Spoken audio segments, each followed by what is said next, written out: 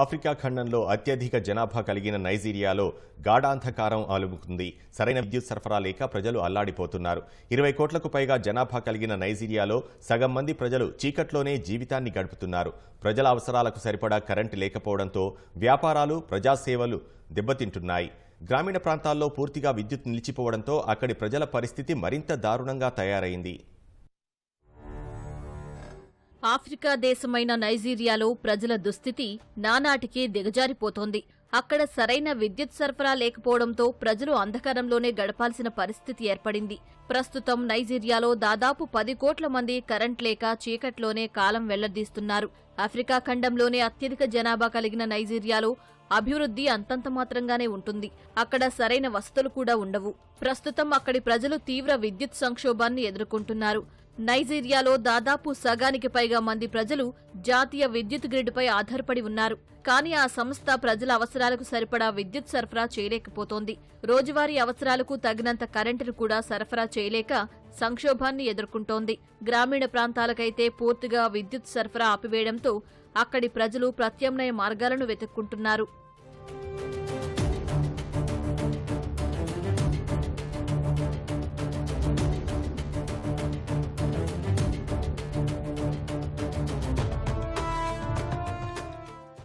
విద్యుత్ లేక విద్యార్థుల భవిష్యత్తు ప్రమాదంలో పడింది. పాఠశాలలకు కరెంటు సరఫరా నిలిచిపోయిందని ఉపాధ్యాయులు వాపోతున్నారు.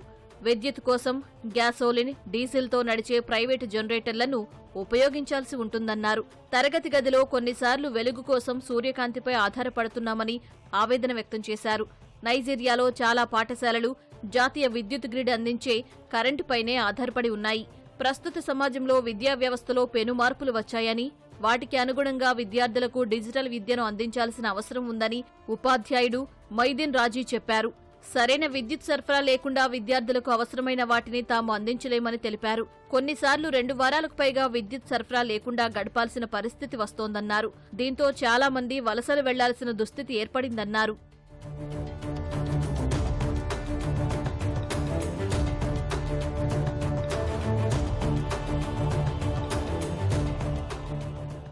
నైజీరియాలో విద్యుత్ సామర్థ్యం 8,000 మెగావాట్ల కంటే తక్కువగా ఉంది.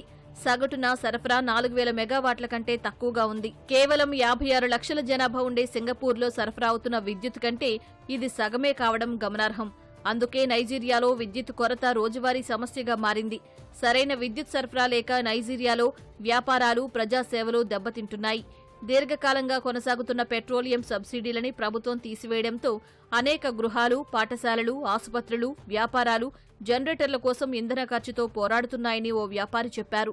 దీంతో చిన్న చిన్న వ్యాపారాలు మూసివేయాల్సిన పరిస్థితి వచ్చిందని వాపోయారు.